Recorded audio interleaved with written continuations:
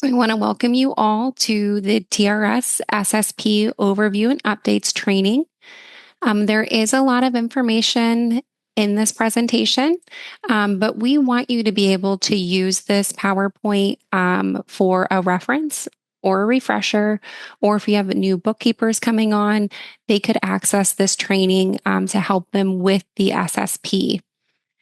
So I want to first start off. My name is Melissa Keene. I am the Deferred Compensation Operations Supervisor, and I will be hosting the training for today.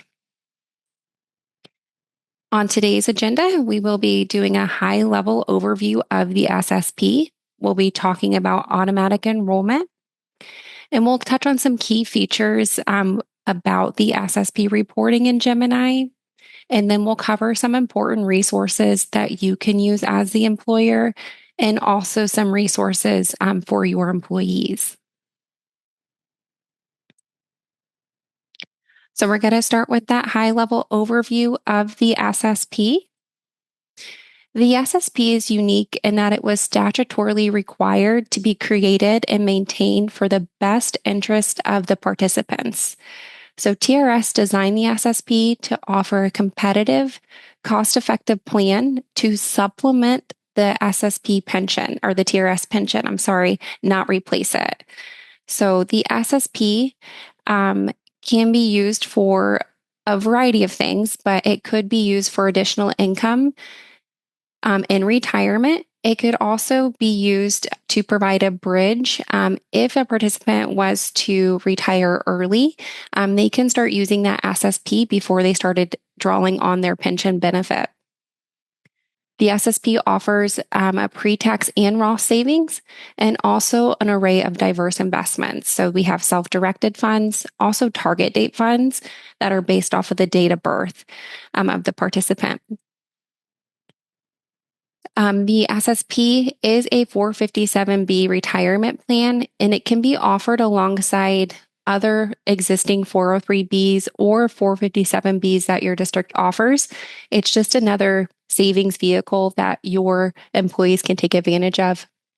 And we'll get into the eligibility. How can those employees save in the SSP? So that fourth bullet, we are going to dive deeper into automatic enrollment, but so for new employees in a TRS employment type of full-time or part-time contractual who are first employed in a TRS covered position on or after January 1st of 2023 are automatically enrolled into the SSP, but they can opt out or change their contribution amount at any time. The SSP is available for existing TRS members. They can enroll at any time. And we'll cover that more in depth a little bit later in the presentation.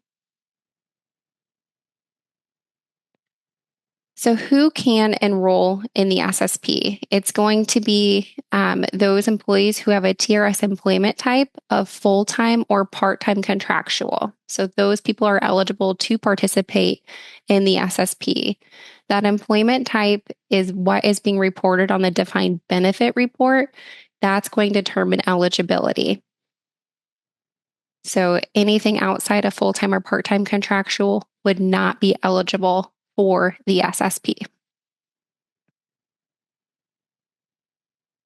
So what is your role as the employer in the SSP? We need you to accurately report your employee's employment type on your defined benefit report.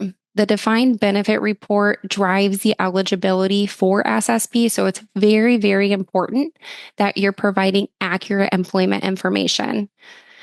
If we have incorrect information, that can impact the eligibility for SSP.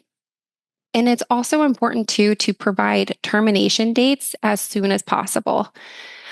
So if you have an employee that has an SSP account balance and they terminate with your district, that employee would have a qualifying event if they're terminated to access their SSP funds. But until that termination date is provided to TRS on the defined benefit report, that employee cannot access their account. So it's very important to provide accurate employment information on your DB report And it's also critical that you're providing the correct Social Security number and date of birth for your employees. If we have the wrong SSN, that would impact that employee's ability to access their SSP account. So just make sure all of the information that's being reported on the defined benefit report is accurate. The second thing we need from you as the employer is once you have enrollments into the SSP is to timely process those SSP contributions. So we need you to report those contributions as soon as administratively possible after being withheld from that employee's paycheck. So it's very important to stay in compliance with the 457 and plan rules. And those SSP contributions, they're invested in the stock market. So as soon as they're taken out of that employee's pay, we want to get those invested right away. And then the last thing that we need to do, I know you guys wear a multitude of hats in your role, but we need you as the employer to monitor the 457B plans that you maintain. The SSP can be, like I said, can be offered alongside other existing retirement plans that your district offers. So if you happen to have two 457B options available to your employees can contribute to both, but those IRS limits need to be maintained across both of those 457Bs. If an employee contributes to a 403B and a 457, those contributions do not limit how much they can contribute to both plans. They can max out both if they want to. The SSP, and we'll dig into a little bit more about contribution limits a little later and go more in depth. But the SSP is a little different than a lot of other retirement plans as we track the contribution limits for regular and catch up towards two separate limits. And we'll again dive into that a little bit later. And as many of you probably know, that limits for contributions does change annually. And we do post those IRS limits on the TRS website. It's under SSP contribution limits.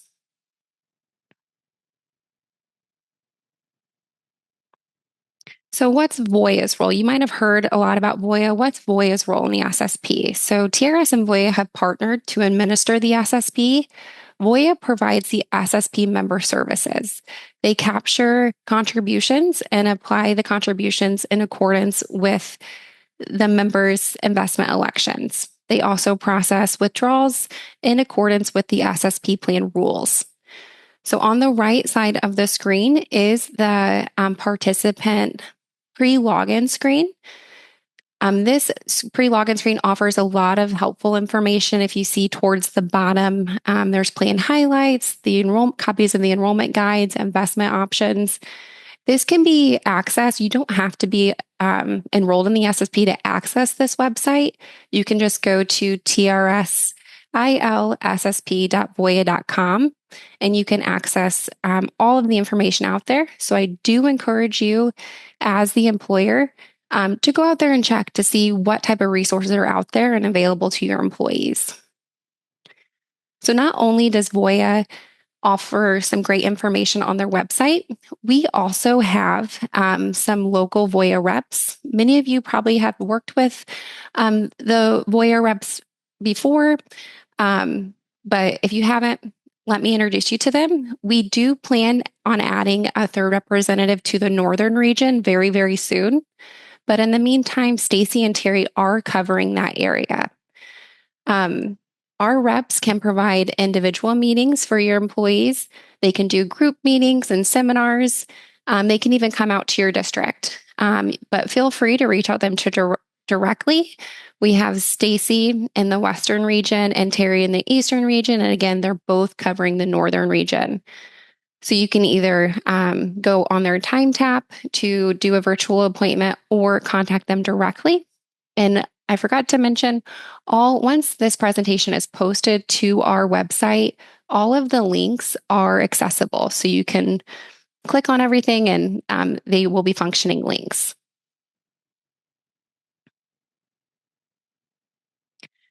So the big topic we want to cover today is automatic enrollment.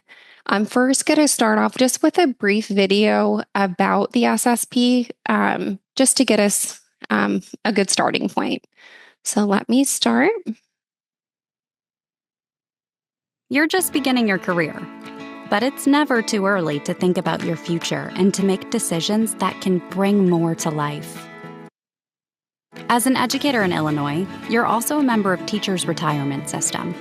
We work to help you build security for your future through 2 benefit plans. First, you'll contribute a portion of every paycheck to a guaranteed lifelong pension that starts at the end of your career.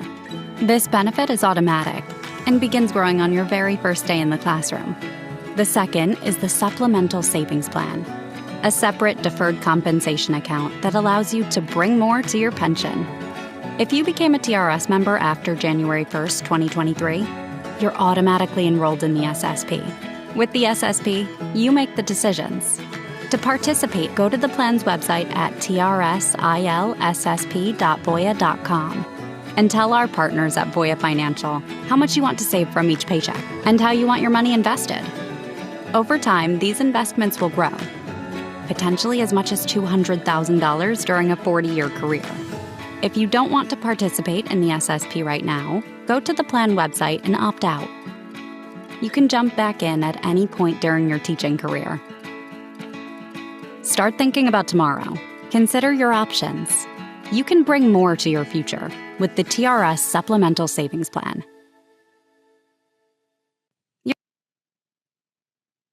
So the easiest way to explain automatic enrollment is by touching on who, what, when, where, how, and what if. So the biggest question we get is who will be automatically enrolled? So it's going to be those employees who were first covered in a TRS covered position on or after January 1st of 2023. They do have to have an employment type of full-time or part-time contractual. So anybody that has a full-time or part-time contractual employment or was hired in a TRS covered position on or after January 1st of 2023 will be automatically enrolled. But it is important, it's not your district's responsibility to determine eligibility for the SSP. That is done here at TRS. So we will determine eligibility.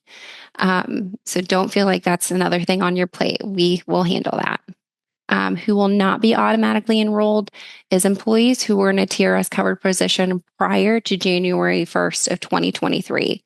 They will not be automatically enrolled, or if they have an employment type outside of full-time or part-time contractual. Okay, so we have the who will be automatically enrolled. And now what does that mean? If an employee is automatically enrolled, it means 3% of the employee's pre-tax compensation will be withheld from each paycheck or pay period. The contributions will be invested in a target date fund, and that's based off of the date of birth of the employee. So when we say compensation, so what should be included and excluded from an employee's pre-tax compensation if they're automatically enrolled? Compensation is an IRS defined term, so it's different than the TRS earnings that you report on your defined benefit. TRS has developed a PDF explaining the details on what's included and excluded in compensation. This PDF also includes examples and scenarios to help you calculate compensation correctly. We do have an SSP FAQ. It's number 16. If you have questions about compensation, please feel free to reach out. I will go over our contact information a little bit later. But I do want to call out one of the key things is you need to remember that percentages. So if it's 3%, it applies to compensation for all services provided by that employee to his or her employer. So that does include non-teaching employment. Again, if you have questions, please feel free to reach out. So we covered the who, we covered the what does it mean? So when does this take place? When does automatic enrollment happen? So when you first report your new employees in Gemini on your defined benefit report after their first paycheck, that's when TRS knows about them. This is the most important part. We've had teachers reach out to us wanting to opt into the SSP, and we didn't have their information yet. So if you have new employees starting, they will get enrolled in the SSP once they're first reported on your defined benefit report. Eligibility, so once that's posted, so that authorization date of your defined benefit report, it will take 3 days to determine eligibility. And then about 7 to 10 days after that information is received, the employee will receive a PIN number and an enrollment packet in the mail. So when you're reporting defined benefit, I talked about how important it is to provide us correct information. Whatever address you're providing on the defined benefit report for that employee, this is where all the information will go. So it's important to provide us with correct information so we can get your employees their information for the SSP. If the employee receives their enrollment packet and does not do anything with that information, they will get a reminder about 15 days, just reiterating their options for enrollment. With the automatic enrollment, there is an automatic enrollment effective date. So this is the date that the employee will need to make a decision, either opt into the SSP, make changes. If they want, instead of 3%, they want to do 5% or change their investments. They can do that. But if they don't do anything, they will be enrolled. And that's no less than 30 days from when the employee was first reported on their defined benefit report. So the automatic enrollment effective date. So once that passes, if the employee does nothing, they will be automatically enrolled and added to your district's SSP deferrals report. And we'll cover the deferrals report a little bit later, where you can access that and how you get those notified when somebody is enrolled.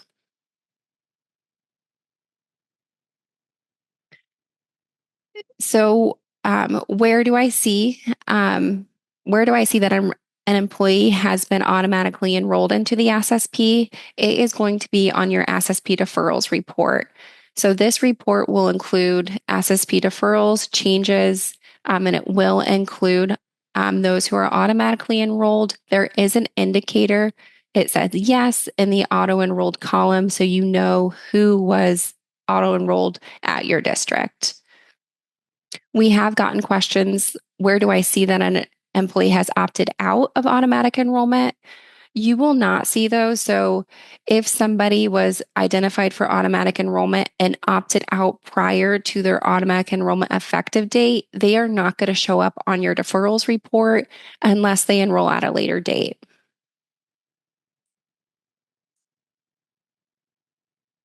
So how can an employee who is automatically enrolled opt out or make changes to their enrollment? So they can either go online by using that PIN that was mailed to them or call Voya directly. They can personalize their enrollment or they can opt out on or before their contribution effective date. So if they go in and want to personalize their enrollment, again, they can change their deferral amount. They can do a percentage of their pay.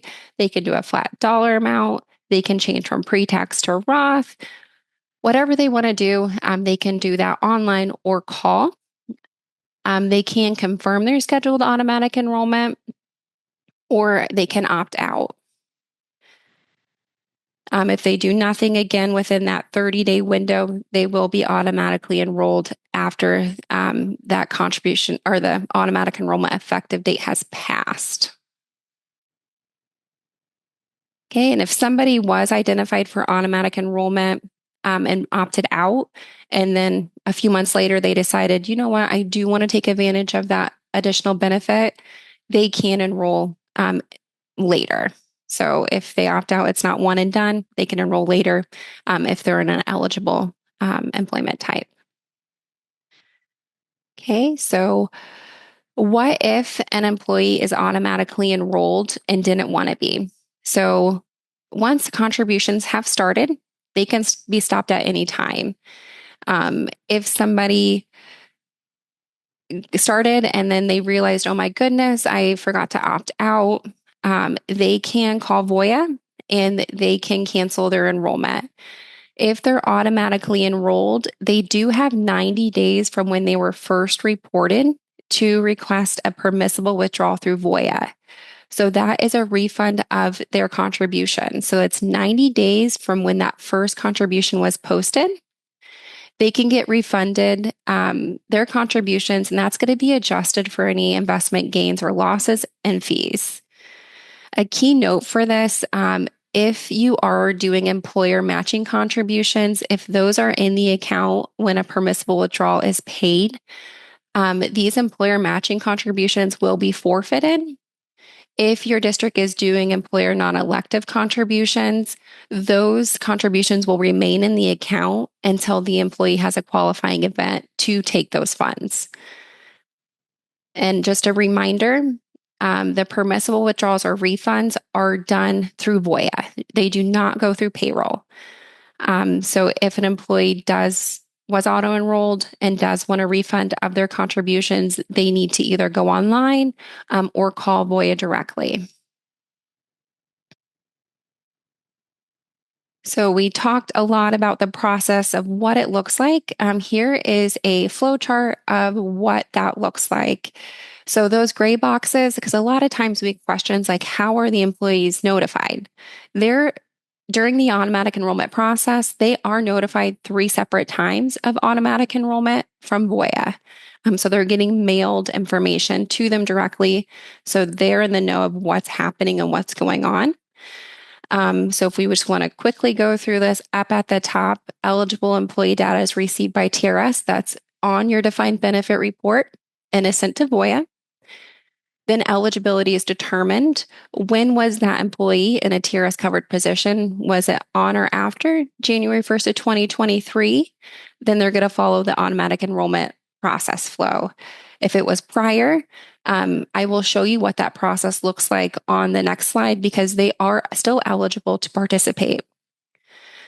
Once they're identified for automatic enrollment, they will receive a PIN and an automatic enrollment guide in the mail. And that information will give them when their enrollment effective date is. So they need to make a decision prior to that date, or they'll be automatically enrolled into the SSP. Again, that's no less than 30 days. Once they get that information, the employee will have the ability to access their account online. They can either opt out or make a new deferral election or change their investments, whatever they want to do.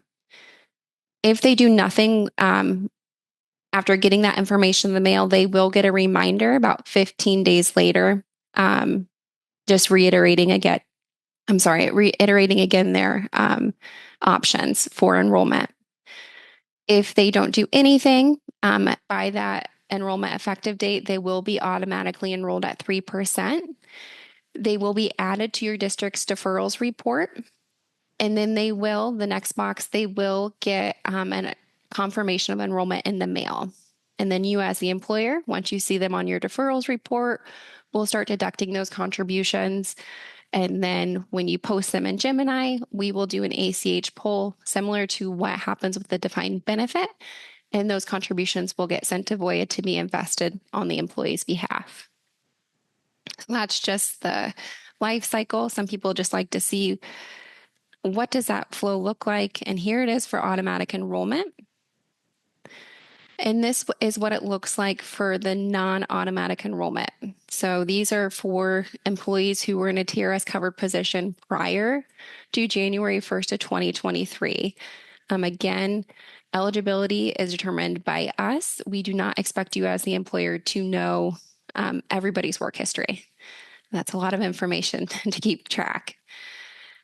So these individuals will not be automatically enrolled.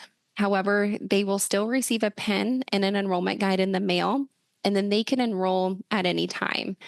If they wanted to wait, they can. If they want to get enrolled right away, they can. So I do want to touch on too, we do get questions about what if we have rehires or people changing districts. So as any other optional benefit available to employees, new employment gives those employees opportunities to consider their benefits again. So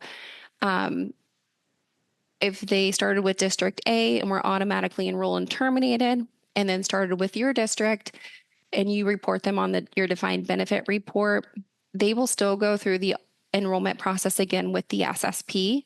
So this is just allowing them to make a decision about what works best for them at that point in time. So maybe it wasn't right for them earlier in their career, but then they just started to take advantage of the SSP at the new district. So each time an employee changes employment, the employee may have the ability to re-enroll, opt out, or make changes to their SSP. Another thing I want to call out too is if your employee worked with District A, say they had $5,000 in their SSP, they terminated and started working at your district. After you report them on their defined benefit report and they become eligible at your district, they will get the SSP enrollment information. They can enroll, say they want to do $50 per pay. That $50 per pay will be added to their balance. So that balance is going to follow them through their teaching career in the SSP. So that's a really great option for teachers. Okay, so we covered automatic enrollment. Let's jump into the SSP reporting. I do want to call out some key features, the differences between deferred compensation SSP and the defined benefit. So with the SSP, we are based on calendar year. So with the IRS, it's January 1st to December 31st. So that's different than defined benefit because that's on a fiscal year basis. The due dates for SSP is as close to the pay date as possible. Because remember, SSP contributions are invested in the stock market. So we want to get those as soon as they're taken out of your employee's pay. We want to get those invested right away for your employees. The defined benefit, as many of you know, that's due by the 10th of the following month. And I know we just started the school year, but summer will be here probably way before we know it. But for summer pays, when are those due? So if they're earned through 6/30, but paid after 6/30, so if you have those 12-monthers that are getting paid out over the summer, you would submit the SSP reports when you give that employee a paycheck. I know a lot of people don't give paychecks out now, but when you sent that ACH, so if they get paid on the 15th, we would expect that SSP report to be posted in Gemini on the 15th. So as soon as administratively possible when you're paying your employees. The DB, that's going to be July 10th. Here is our contact information for the SSP. We do have a group inbox and we do have a line that you can give us a call. It's option 3. Throughout the presentation and training, there is different, our contact information is throughout. So if you ever get stuck or have questions, please feel free to give us a call. We are happy to help.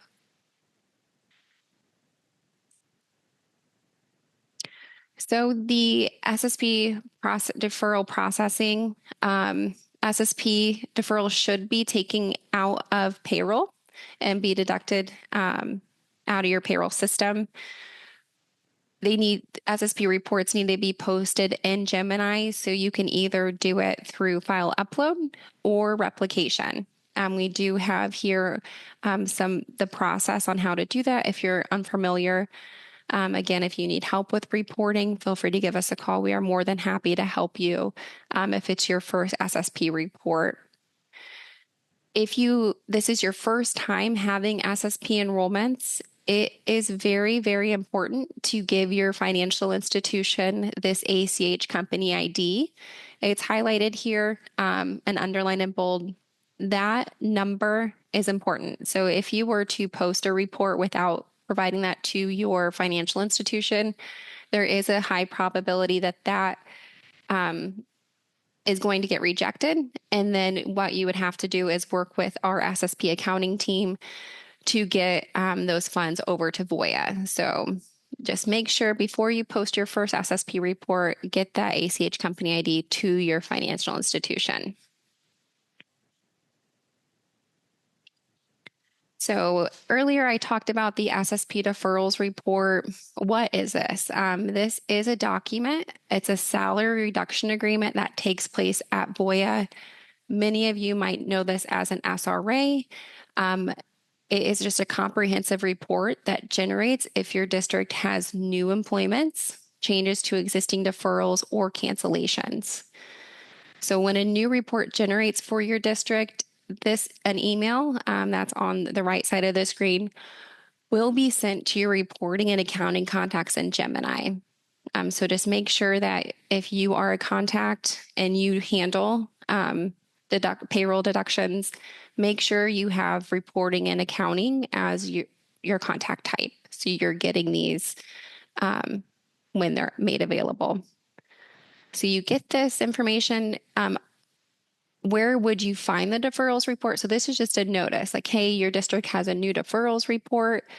You're going to go to your employer portal and you can access the SSP report from your employer portal. We do have a PDF version, which I'll show you on the next slide. We also have a CSV option available. So some districts that are larger, it's easier to manipulate in Excel. We do have that available as well. I will talk about the deferrals report, but it's very important that contributions start on the pay period that begins on or after the contribution effective date indicated on the report. Do not process new deferrals, changes, or cancellations until you see them on your deferrals report. We do have a lot of system edits in place when you're reporting, so you need to be reporting what is indicated on your deferrals report.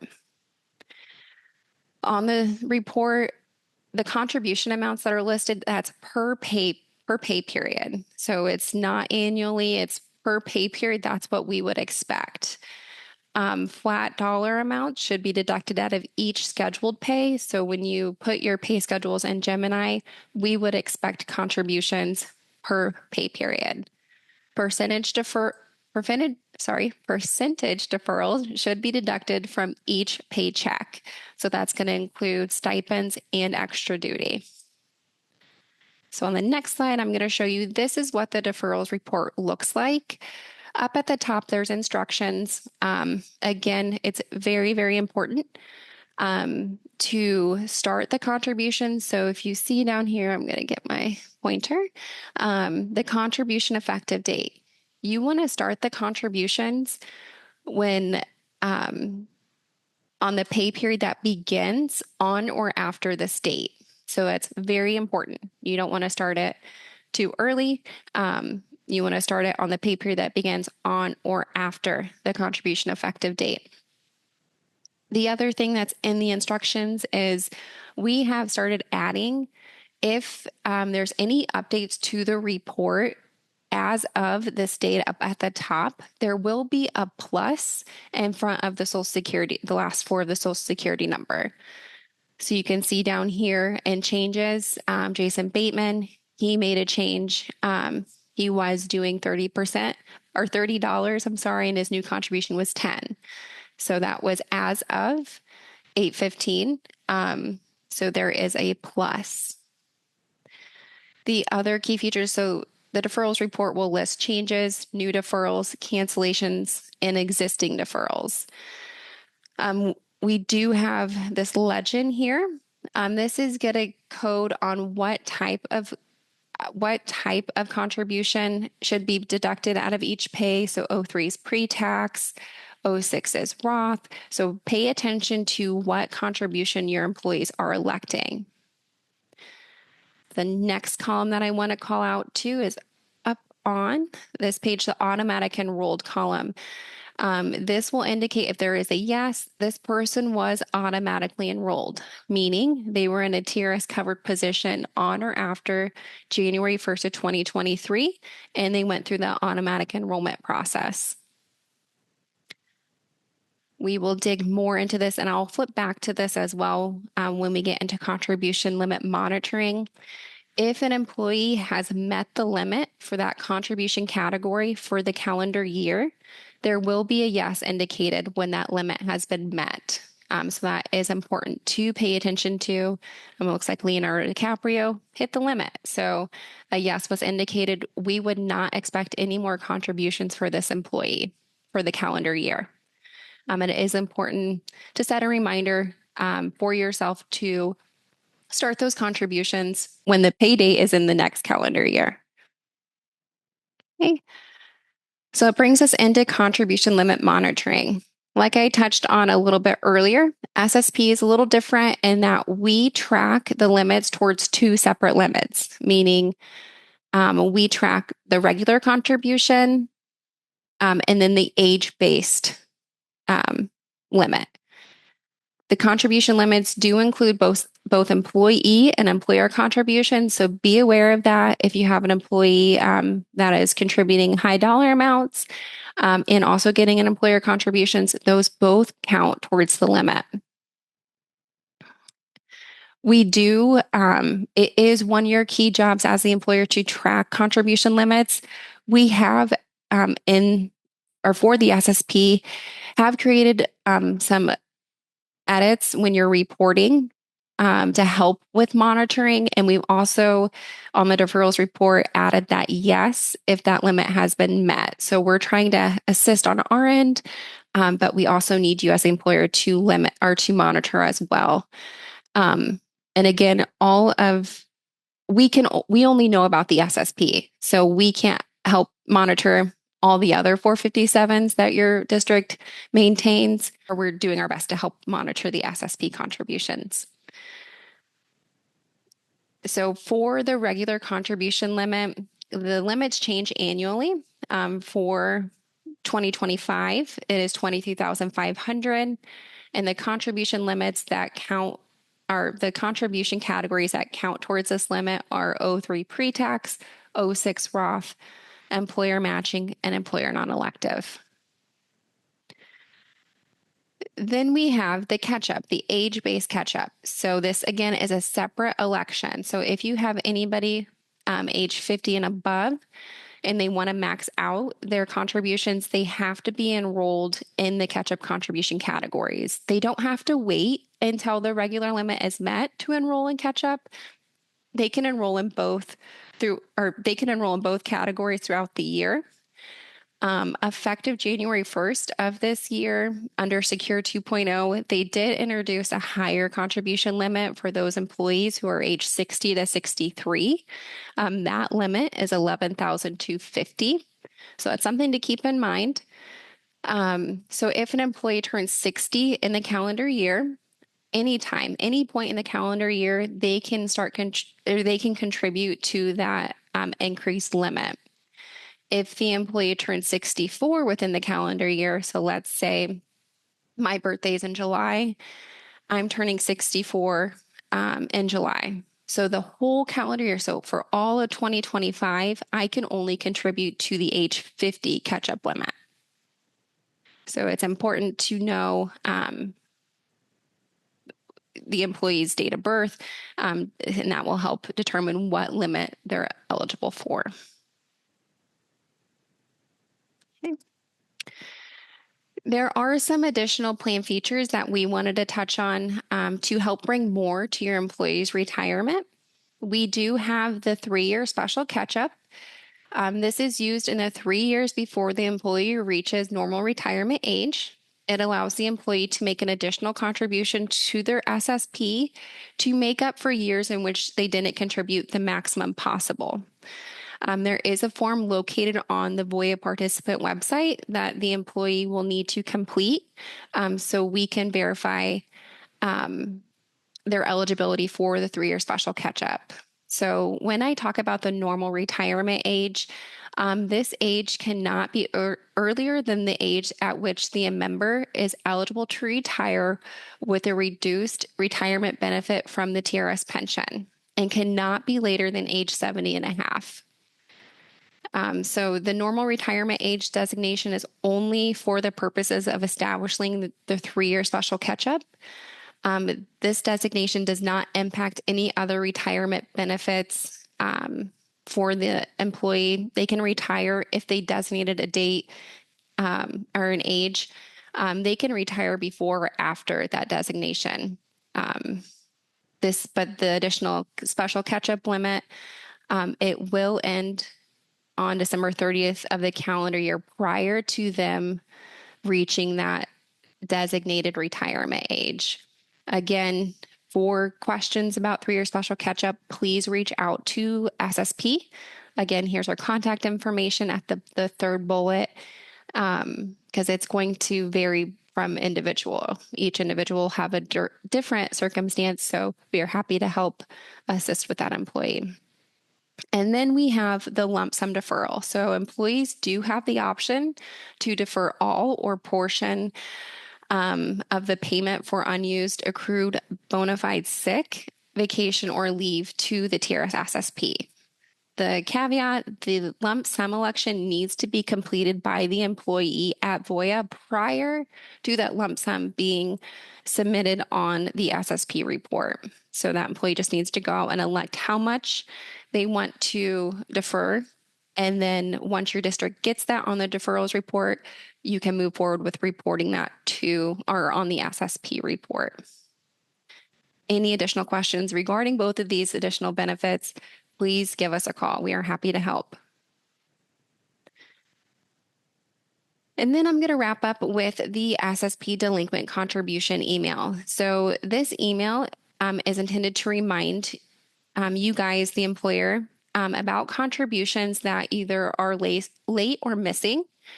This is sent out weekly on Tuesdays, and it is to alert you if you happen to miss anything. So the SSP will be expecting contributions for each pay period that you list in your pay schedule that you submitted in Gemini. So if there's a pay period that's more than 7 days in the past and we have not gotten an SSP report, we will be sending this notice to you. Hey, you have active SSP participants that we have not received contributions for. Here's a reminder.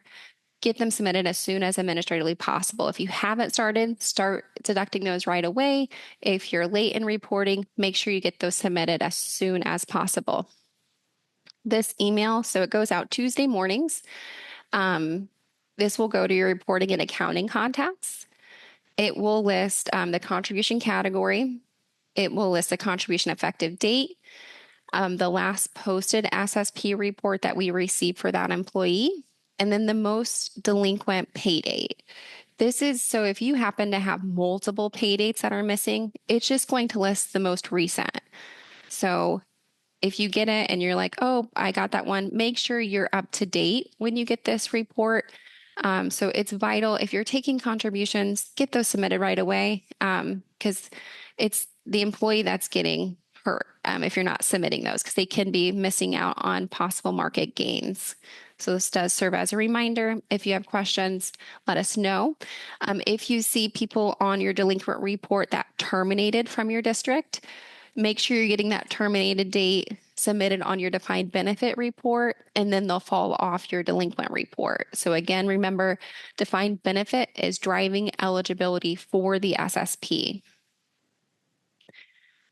So I know 7 days in the past, I'm a visual person. So here is a visual of what the delinquent, how the delinquent emails work. So for example, if your district has a pay date of September 12th, oh, I needed to update those. So this should say 2025. But if your district has a pay date of December 12th, we should be receiving the SSP contribution no later than the 18th. If you still haven't posted your SSP report by Monday, by end of day Monday, then Tuesday morning, you'll be expecting a delinquent email from the SSP saying, hey, you have all these employees that we didn't receive contributions for this pay date, and it will list the pay date available. So if you're getting those emails, please make sure you are getting those contributions submitted right away or providing the termination dates. So it was a lot of information I covered quickly. So we do have a lot of important resources. Again, all the links on here are accessible. We have listed member resources, and we've also listed employer resources. So please reference this page if you can't find your answer here. Again, we're always here to help.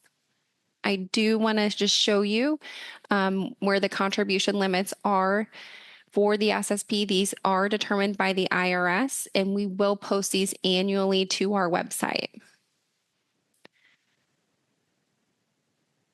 And then here we did go over automatic enrollment, but just for a quick reference guide, we did break this out. So feel free to reference this if you have any questions. And now we are to our Q&A section